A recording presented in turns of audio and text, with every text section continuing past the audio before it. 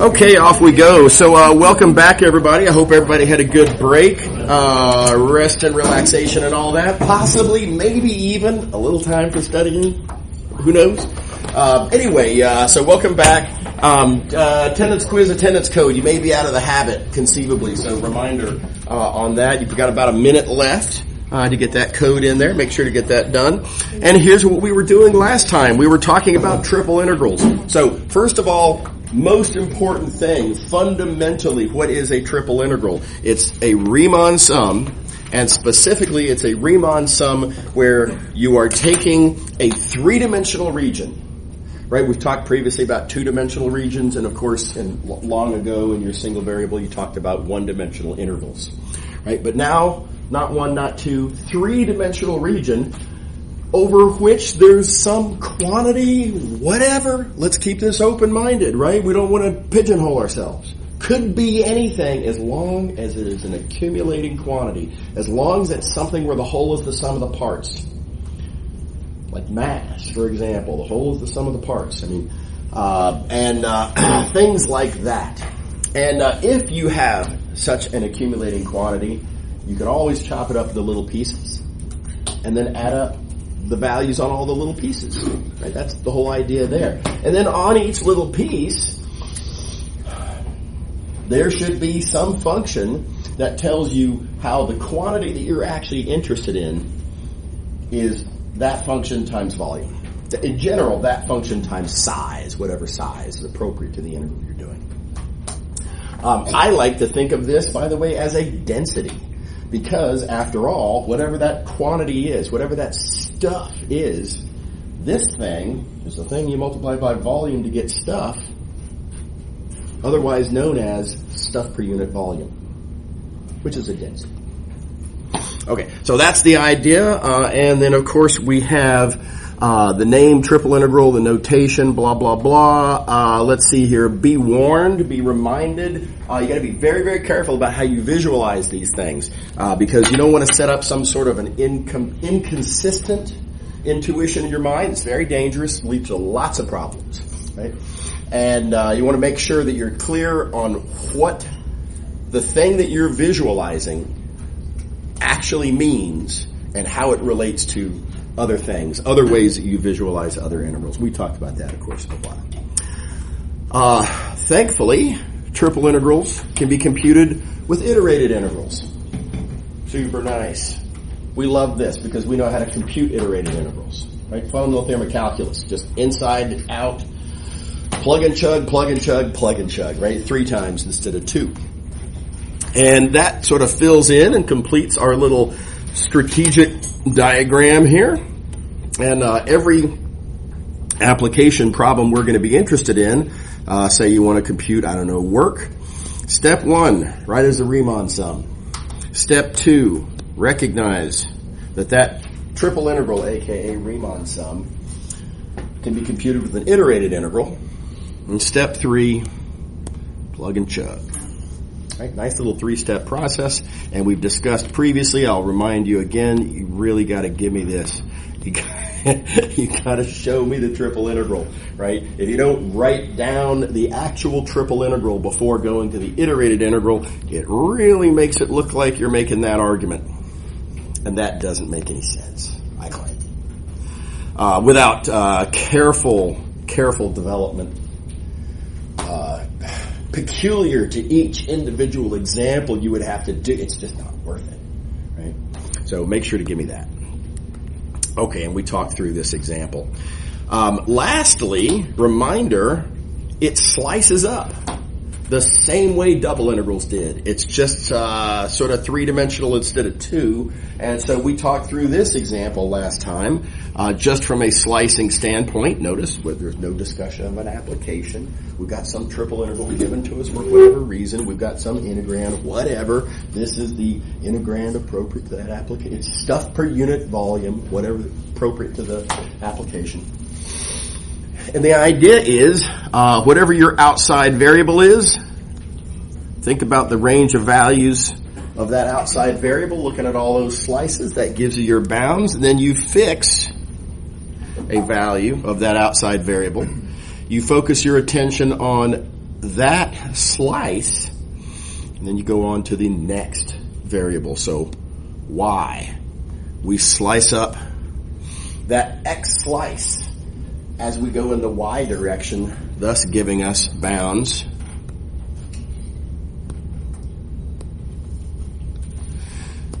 for the dy integral, whatever your second variable is. And then you fix a value of y, and if you think about it, you've already fixed an x, and if you then further fix y, now both x and y are fixed.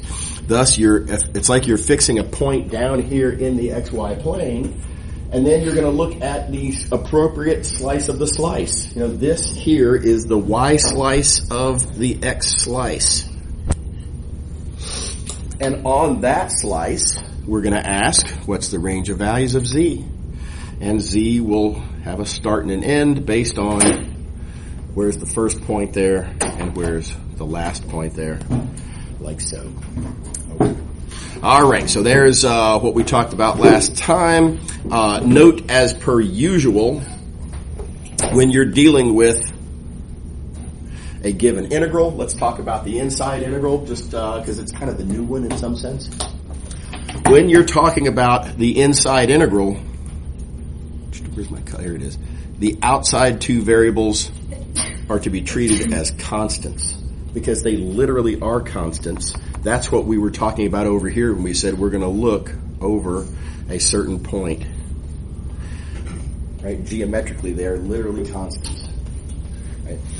And then because they're constants, another way to say that is the z bounds can be functions, air quotes, of those variables, air quotes, because they're not variables, because they're constants, at least as far as that inside integral is concerned. Okay, so all analogous, kind of the same deal as double integrals. And I said this previously, but yeah, it's the same thing. It's just 3 instead of 2. Right? Okay. All right, let's get our hands dirty. Let's actually do one. Okay, so I'm going to start with what I'm going to call a relatively easy example. Part of what I call this an easy example for is because the algebra is not going to be an impediment. The algebra is basically trivial. And the geometry is not hard. There's no challenging arc here, right? This is straight lines, the easy equations. There's just not much to the algebra and the geometry on this. This will not always be the case. Right, but let's see the process when the algebra is simple. Again, the point here is not to get the answer, right? The point here is not that this is how you write a triple integral as an iterated integral. The point here is the process by which we will conclude this, right? And I want to emphasize, some of you may have taken a multivariable calculus class in high school. That's cool. I'm all for it. For whatever it's worth, I'm aware of many high school multivariable courses telling kind of little fibs to their students, importantly wrong things. And one of them happens here. One of them is that, well, you don't really need to draw the picture. You can kind of look at the algebra and, certain sort of, little rules that you follow and do a particular little dance, and then out comes your bounds. It just doesn't work.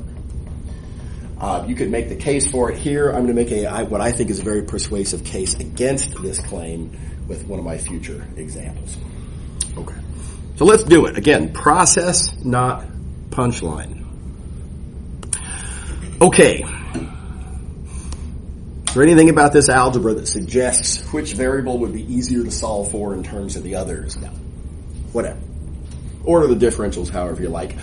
Anything about the picture that suggests that I should slice one way versus another to avoid corners? Right. In this case, you can slice it any way you like. All 6 of the different slicing orders are going to be of comparable convenience or inconvenience. They're all kind of the same. So just to get the ball rolling, I'm going to go in this order, same as the example on the previous page. Again, this is one of 6, and you absolutely cannot tie yourself to this ordering and say, I'm going to always do it this way, because there are many examples where this will be unacceptably inconvenient. Okay, so for this one, whatever. Okay, range of values of x. So we're going in this direction, which means cross sections look like that. We think about how that plane, that cross-section plane, how does that slice our solid? And geometric appeal, based on the picture, got to have a picture. This is what those cross-sections look like. And now I ask, in order to figure out the bounds, where's the first one and where's the last one? And I think this is one of those cases where the fish just jump in the boat sometimes. There's my first slice. It's literally in the plane x equals 0. So I think that pretty clearly indicates my lower bound is 0. And then let's see, our upper bound, the very last one of these slices would look like that. It's that point. And, again, we can write down some algebra. We're going to do enough of this algebra that we would do anyway, so I'm just going to say in this case, I think it's pretty clear that's where x is 1. Okay. All right, now, per the usual process, we now fix x. We now restrict our attention exclusively and only to that slice. Now that seems wrong. That seems unfair. Hey, wait. What about point? There's important stuff going on over there. What do you mean? Don't think about that point. Fix your attention to this one slice. Well, we will get to this point. Right? This point will be included. This point up here is part of the x slice for a different value of x. We are going to look at all of the values of x between 0 and 1. We're not going to miss anything. We just need to look at the slices individually. Does that make sense to everybody? Okay, so when we move on to the next step and say, I want to think about the range of values for y, I want to look at y slices. I want to see what do these y slices look like as I go along here. I'm looking for first and last slices on this one slice, not on the whole solid. Yeah? Other points that would have perhaps bigger values of y. Maybe over here, right? Again, we'll get to those for other values of x. We need to know how the y bounds depend on x. Okay. Okay, so again, with the first and last, and let's see, well, the first slice is here, all right? And let's see here, what can I say? Oh, again, with the easy geometry, it's right there, right? It's just looking at us. It's clearly in the plane y equals 0, for which, therefore, y is obviously 0. Now let's talk through, what about the last slice? The last slice being there. And here's where we're going to actually do the algebra. Now let's think about the algebra here. Don't think about the answer, think about the process. What can I say about that point? The picture tells me several important things about this point. Just from the picture, I can see, hey, that point is in this plane, isn't it? It's on that face of the solid. Thank you, picture. Got to have the picture to be able to see that. That face has this equation. What else do I know? Well, I also know that point is in this face. Again, the picture tells me so, right? Rely on your picture, I urge you, right? Don't try to sort of figure it out from the algebra. I don't think that's a reliable method. So that face has this equation. Right? But conveniently, both of those were given, right? Notice that was straight up given, and that was straight up given. Again, it won't always be. Sometimes you'll have to do a little work. Sometimes they'll tell you it's the tetrahedron with certain vertices, and then you've got to play chapter 1 games to find the equations. What is the other thing that we know about this point? This is a subtle one, right? It is subtle. The third thing I know about that upper bound point is I know it has the fixed value of x because we are in our fixed chosen value of x slice. So we know what x is. Now, how do you write that down? This is a little silly. But I find this satisfying. I find this helpful for myself. I just write x equals x, which of course it is. That's just my way of saying x is what it is, right? We already know what x is. We can pretend that that's known because, in fact, my goal is to figure out how this y bound depends on x. Is that cool? Is everybody on board? Okay. All right, now again, just like with double integrals, it's easy to lose track of, wait a minute, what am I doing here? What am I trying to find? Right? Where am I going with all this? So check back in on yourself. Remind yourself we are looking for a value of y. We're looking for what eventually will be our upper y bound. So in this algebra that you're interested in, that describes that point that is your sort of last y slice, in all of this algebra here, solve for y. Is that cool? Everybody see how this is, by the way, a lot like what we did with double integrals, right? It's a very similar process. So, okay, so we solve for y. That gives us this, and that tells me our upper bound. If I can get that thing. There we go. Questions? Everybody see the process?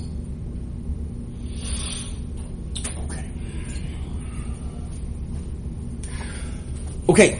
Let's do it again. So we've got our range of values for y. Now we're going to fix both x and y. Now let's again think on the picture. If I'm fixing both x and y, that means that I'm looking at a single y slice of my x slice. That's what an arbitrary y slice of my x slice looks like. On that y slice of my x slice, we ask the next natural question, which is what's the range of values for z? And so again, you know, the starting point, sometimes they're freebies. That's obviously where z is 0. Take them when you get them, right? If it's really that clear, go ahead. That's fine. The upper value, the last point in that slice, you might say, the upper bound for z, what do I know about that point? And again, don't look for the answer, look for the reasoning, right? What do I know about that point? What does the picture tell me about that point? And the picture tells me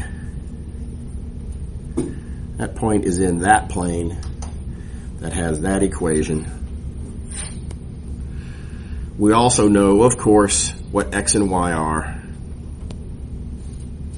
And so if you want to know this upper bound for z, that point giving me my upper bound for z that satisfies all this algebra, I'm now going to solve for what I want. I'm going to solve for z. And you do so, and you get that, which goes there.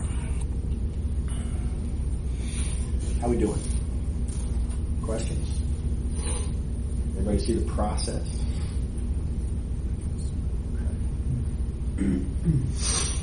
Okay, and that's pretty much how this works. We're going to do several more examples. Pretty much all day today is going to be examples. There's one more point of view that I'm going to give you on how to a different way to think about this slicing process. We'll get to that when we get to it. But everybody's pretty happy with this. Yeah. Just to confirm, we use the triangle where x equals x rather than where x equals 0, just because of convenience, right? But because I need to know how my y and z bounds depend on x, right? And if I say, I'm going to just let x equal 0, what? So then I wouldn't see how y and z depend on x. I would see only what y and z are for a single value of x. I need it to be, you might say, a single arbitrary value so I can subsequently view it as a variable. And if you pick an actual value, you can't say, well, let's think about possibly larger values of 0. Right? It just doesn't work. Is that satisfying? Yeah. Cool. Okay. Off we go. So let's see here. A couple of little bits of advice. You do have 6 orders to choose from. That sounds like good news, but there's a point of view that says that's bad news, because now you have to contemplate 6 different options. Right? The more choices you have, the more choices you have to analyze. So, okay, how should you slice? And it really does matter. You definitely want to make a good choice on how to slice. We have 2 of the same lessons that we got from double integrals. Try not to slice through corners. Slicing through corners makes bad things happen, just like they did for double integrals. You can write some examples and see how that works, right? I think that's pretty believable, though. And think in terms of what you would rather or not rather solve for, and whatever you would rather solve for, put it on the inside where you will have to solve for it. Right? And likewise, whatever you would very much like not to have to solve for, don't put it where you would have to solve for it. Keep that on the outside. Okay, so this last bit of advice, I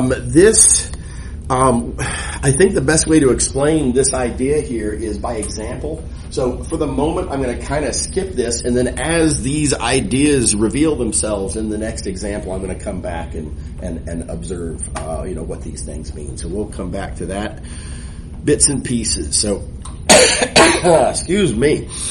So here we go, and let's go full screen, by the way. Let me fit more in here. So here's my domain. Let's see here. The region in the first octant, bounded by those 2 curves. Notice how, surfaces of 3 variables, you got to be able to do that, right? You got to be able to draw up what these things look like so you can draw up what your solid looks like. Right? So make sure that you can persuade yourself that this is what we're talking about. By the way, here's another thing you have to be able to do to end up with a decent picture of your domain. You do actually have to be able to draw reasonably well.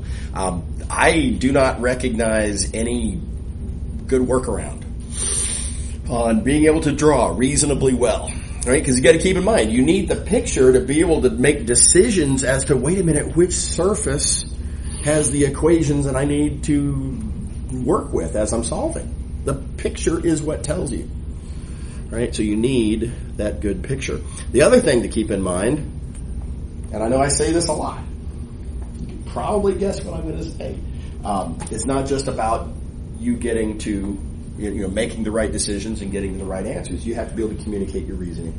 Right? And a decent picture that you annotate, in some reasonable way, does communicate your thought process in nice ways, right? It has happened on past exams that a student wrote down not one dot of algebra, but had a decent picture, and in that picture I could see, this student understood this aspect of the problem. You can see it right there in the picture. And the student understood that aspect of the problem. I've given significant partial credit just for a decent picture, when that picture includes, again, meaningful, relevant part of the, important part of the solution of the problem. Wouldn't it be nice to have a decent picture every time? How can we arrange for that? Well, I'm sorry to say, you're going to have to get good at drawing. It's just, that's what it is. So if you're already good at drawing, that's great. If you're not, it's something you can practice. There are things to know. This is not just a matter of some people can and some people can't. Right? There are tricks that you can learn that will help. Those tricks sometimes will require practice. The more you practice, that will help. Right? And you can improve. I'm not saying everybody can get to the same level, and some people are naturally talented and that sort of thing. Okay, whatever. But anyone can improve in their drawing skills. Everything that I know about mathematical drawing, I have put in a couple of videos I have in my miscellaneous topics playlist. I hope you might find that useful. Please do spend some time looking at that and practicing, ideally, those tricks. Okay. So let's dive into this one. Very first thing I'm going to notice, before I even look at the picture, I would much rather solve for z than x or y, because I don't like square roots. So that it pretty much immediately tells me, at least it makes a case for part of what we're going to work with, which is, since I would rather solve for z, I'm going to put the dz on the inside. Everybody see what happened there? Now, that knocks out 4 of my 6 options. Just boom. Right? That's valuable decision making. One observation. Now, should I do on dx and dy have to be on the outside? Which one's on the furthest outside and which one's kind of in the middle? Doesn't matter in this case. I would make the case that when you look at the statement of the question, notice neither x nor y has a role that's different from the other, particularly. So, pretty believable, I hope. So arbitrarily, I'm going to do dx, dy. Okay, now with that said, now that I've decided that I'm going to do dx, dy, here's my first observation I want to make. This is, I think, a huge point. Knowing that I'm doing dx, dy as my outside 2 bounds, let's start by thinking about my y slicing.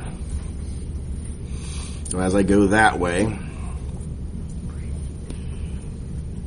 there's my first y slice. Here is an arbitrary. There's an arbitrary y slice. There's my last y slice. Yeah. Now, just an observation for your consideration. Let's think about the shadow down here. Not the solid itself, but the shadow of the solid. And what if I were slicing up the shadow instead of the solid? Well, then that would be the first one, this would be an arbitrary one, and this would be the last one. And the thing to notice is that the first and last slices that I make of the shadow correspond perfectly to the first and last slices that I make of the original solid. Yeah? Isn't that interesting? Eyebrow raiser, right? Now what we're going to do with that, think about that in a minute.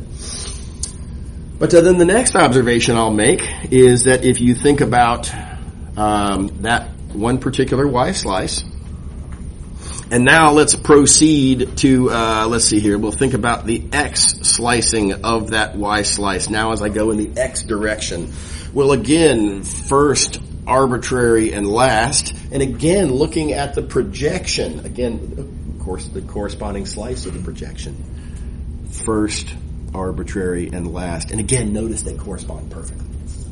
Yes? How do you determine which slice of y to like which one's the most convenient? The point is you don't. Yeah, so this is an arbitrary value of y, could be anything. Yeah, it could be any value of y. If you ever designate this as, that's going to be y equals 3/4. Well, okay, now you can't say, well, it could be anything from 0 to 1. Yeah. So keep it arbitrary. Is that satisfying? Yeah. Okay, so here's the nice punchline. If you've decided, as we did here, which 2 variables are going to be on the outside, whether for a good reason or because of no particular reason, right? Once you've decided what your outside 2 variables are going to be, you no longer have to look at your solid. You can just look at the corresponding shadow of your solid in that coordinate plane indicated by those outside 2 differentials. And this is really nice because shadows are 2-dimensional. Not 3-dimensional. They're easier to draw. And this is pretty hard drawing, by the way. It's non-trivial. Another pitch for my videos. In my videos, let's see, my first video is all about techniques. In my second video, I do a bunch of explicit examples of how to use those techniques to draw challenging pictures, and this literally is one of them. This exact figure is one of them, right? So if you want to see how I did that, and how it kind of looks decent, look, I'm not bragging or anything, right? But this is acceptable. We can work with this. This is plenty good enough for intuition purposes. And I explain in great detail how I do that. So yeah, give that a look. So yeah, so much easier to just look at the shadow and say, okay, well, for my X and Y bounds, I'll just look at this shadow. You might even want to redraw that shadow. You could say, all right, well, look, here's the XY plane, and that shadow just looks like this. And then think about the, think about this picture as you're doing your X and Y bounds. That just loads easier. All right. Okay, now lastly, we're not done.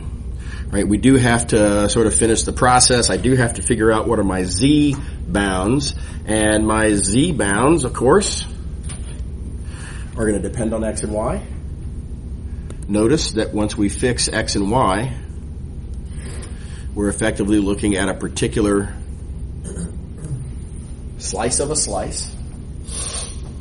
And I can think about the bottom point and the top point, yada, yada, yada. Now notice, conveniently, when I'm trying to understand my lower Z bound, I'm going to be looking at that point that defines it. Notice, fortunately, this point is always on that surface,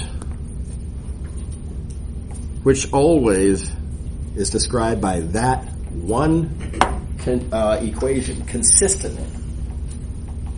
Right? For every relevant point of X and Y, that's the lower bound surface consistently. And then likewise, let's think about the upper bound. The upper bound comes from a point like that, which, by the way, again, always on this surface, which always has that equation consistently. Yeah. Shouldn't that Z1 point be touching that curve? Why is it like floating above it? Well, you talking about this point right here? Yeah. You talking about this curve down here? Yeah. No, yeah, so I understand your question now. So this is part of the relevant surface, right? But what I drew there is called a horizon line, right? It's kind of an art thing, right? So, for example, very often, like if I were to ask you to draw a cube, you would draw the cube by drawing the edges. And the edges... Oh, it's like this, it's sloping down this way. Does that make sense? Yeah. So this, what I've drawn there, it's not like that's an edge, right? And it's certainly not the whole surface, right? But when we draw things that have horizons, that's all you can draw. If I were to give you a ball, there's no corners. Yeah. You can't just take a blank piece of paper and say, voila. Yeah. Right? You got to draw something, and what we draw are the horizon lines. Yeah. So I thought that was the edge, but it's got it. Slope. Yeah. It's hard to draw, right? And the best you do is going to have these confusing aspects to it. Okay, Yeah, totally. Oh, excuse me. And by the way, I'm sure there's plenty to critique about my drawing. Okay, so so this bottom surface will tell you your lower bound, and the top surface will tell you your upper bound. Okay. All right, so let's come up here and look at these, this sort of outline that I said would make more sense later. You're going to look at the shadow to decide how you're going to slice. Make sure that shadow is reasonable, right? If the shadow is terrible, I don't know this is necessarily a winning approach then, right? You want to make sure that you're turning a hard problem into an easy problem. Don't go around turning hard problems into harder problems. And then secondly, you know that the top surface and the bottom surface, at least the ones corresponding to the inside lower bound and the inside upper bound, you need those surfaces to always be the same surface. Well, again, I guess you don't have to, but it's highly desirable. This is what you're hoping for. And then then the projection gives the bounds.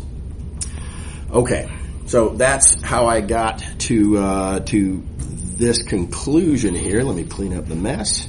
Now, if you would like, perfectly doable, you can take this picture as drawn and this slicing order as indicated, and you can draw these slices and play the whole game three-dimensionally. It's fine, you can do that, but I do think it's harder. Yeah. For the bounds for Yep. can't we just use the given equations? So in this case, that works. It will not always work. I will further point out there's a big gap there in explanation, in reasoning, right? And so what does not serve as reasoning is, why do I put these formulas here? Well, you gave me these formulas and I didn't know what else to do with them. You know what I mean? So there needs to be an actual reason that you're doing it that makes sort of, analytical sense. And you gave them to me, so I did something with them. Just doesn't. You know what I mean? Is that satisfying? Okay. Also, again, I'm going to show you an example in a couple of minutes where that 100% will not work. Yeah. Okay. All right. Here we go. Next example. Just a ball. Seems like it'd be an easy one. It's actually quite hard. For one thing, it's harder than you'd think to draw. It's a good one to practice, by the way, because the world's full of spheres and circles and balls and these kinds of things, and being able to draw them reasonably well it's gonna come up, right? So practice this, critique your pictures, think about how to improve them, and again, I hope my recordings will be helpful on that. So look, you can play the usual game, and you can say, well, apparently we're slicing in the x direction first. By the way, I did this ordering of the differentials pretty arbitrarily. I deliberately mixed it up a little bit. You'll notice dy, dz, dx. We haven't done that ordering yet, just to keep it interesting, right? I don't want y'all getting too accustomed to any one order. And okay, so x is going to go from -1 to 1. Pretty satisfying. You can fix a value of x, look at that x slice, maybe redraw it to keep the picture from getting too muddy, and think about your range of values of z, and here's what z slices look like, and think about first and last. And what you're probably already noticing, the picture gets kind of hard to draw, and thinking about the values, and oh my God. Okay. So I'm just going to point out, you don't have to do it that way. Yeah. Wait, don't the z slices go vertically, not horizontally? So when we talk about a slice corresponding to a particular variable, we always mean perpendicular to the axis for that variable. Yeah, because each slice represents a constant value of that variable. Is that satisfying? Yeah. Cool. So let's take the projection point of view on this. The projection point of view would say, well, for whatever reason, we got z and x on the outside. Let's look at the projection, the shadow, if you will, into the XZ plane. And no big deal. The shadow in the XZ plane is going to look kind of like this, easily sold that this is a disk. That is a disk of radius 1. And so just to keep life simple, I'm going to redraw over here in my XZ plane a disk of radius 1. And y'all have done this a million times by now, slicing up a two-dimensional region, in this case a disk of radius 1, right? And it's just double integral slicing, and not hard to persuade yourself that you get these bounds right there.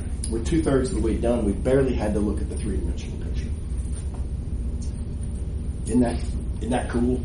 This is my favorite trick for triple iterated integrals. Now, you do have to use your geometric intuition. You do have to think about, okay, what does happen if I project my solid into the XZ plane? And you got to be able to sort of visualize what that. And it is a little bit geometrically. There's a geometric intuition requirement, you might say, but I think it's better than the alternative, which has, I think, even more geometric intuition requirements. Yeah. And because you drew it in the z-x plane, y is 0, so that's why there's no y in the bounds? Well, yeah, but the reason there's no y in the bounds is because y hasn't come up yet, right? So the projection, it happens to be that the projection is where y equals 0, right? That won't always necessarily be the case. That's kind of a coincidence here. So there could be a y in the Yeah. So for example, you look at this shape here, right? I mean, the projection kind of comes from the top part of this surface, right? This projection is not the same as taking a z equals 0 cross section of our solid. Does that make sense? Yeah. It coincidentally is here, but that's a coincidence. Yeah. Okay, so last, we just have to say, okay, well, we're going to fix now values of x and z. Whoops. X and z. And so somewhere in my solid there, somewhere in this cross section, somewhere in that projection, right, I am going to look at a slice like so. Notice that the leftmost, thinking about my y bounds, my leftmost point is always on what you might call the western hemisphere there, right?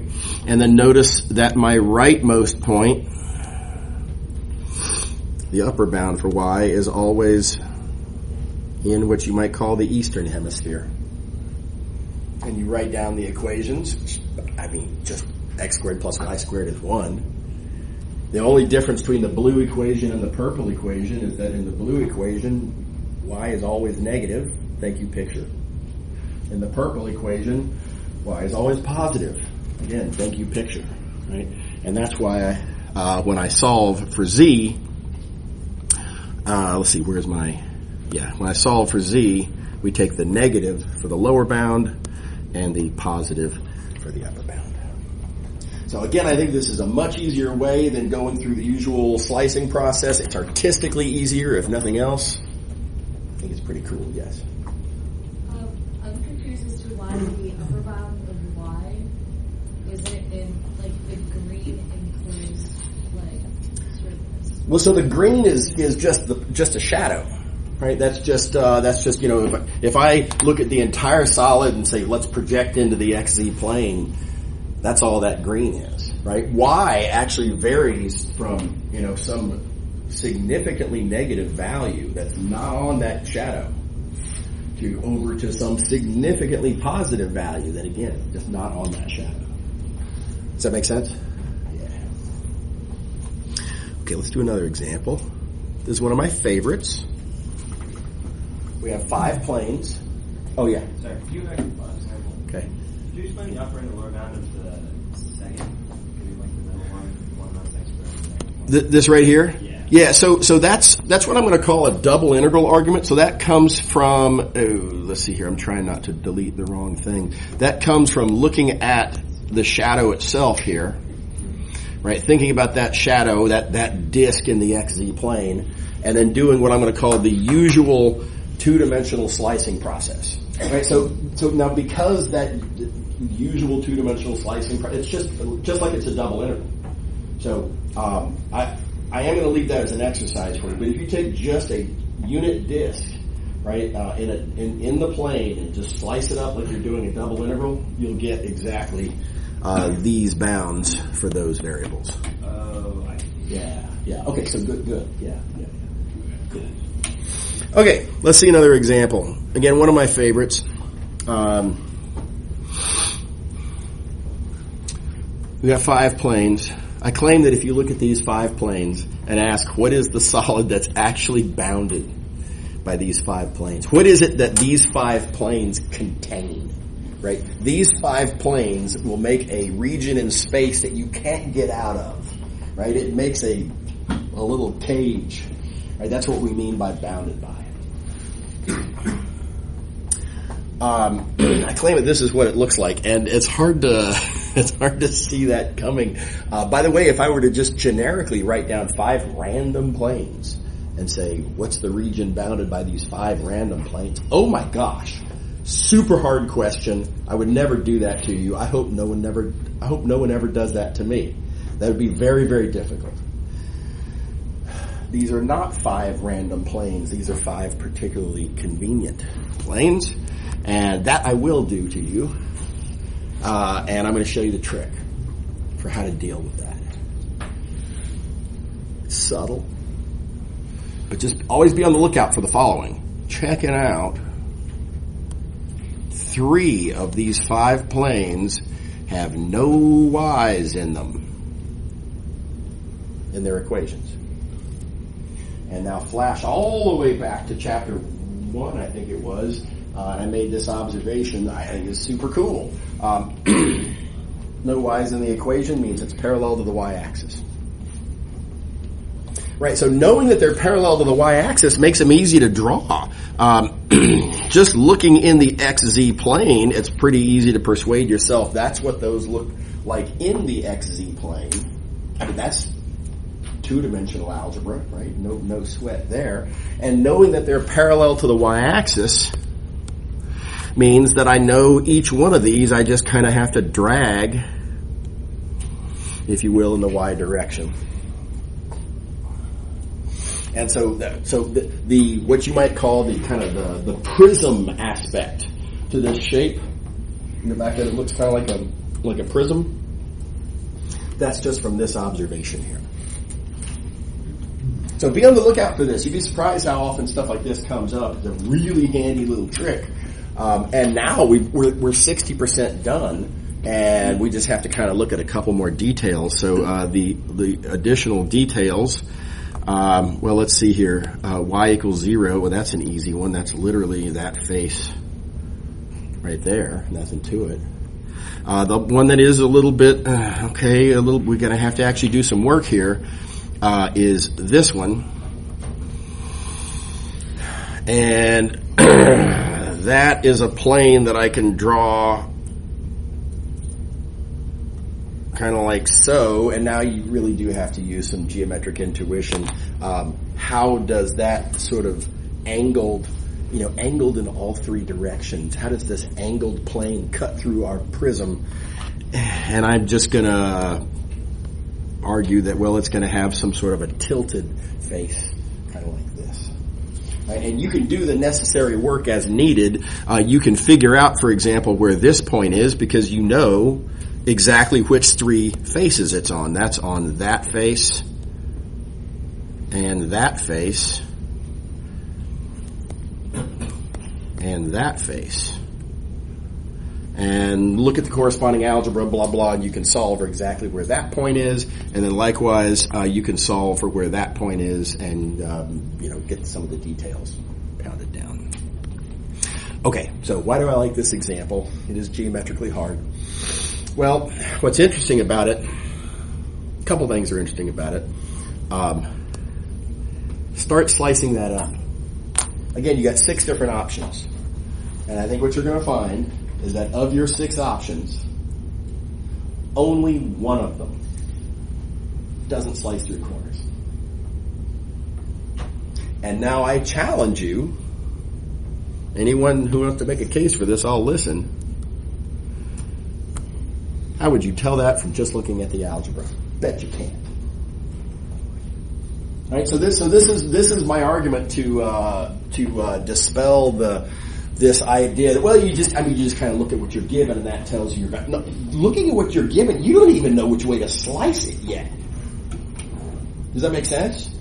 Right? You can't tell immediately. Okay.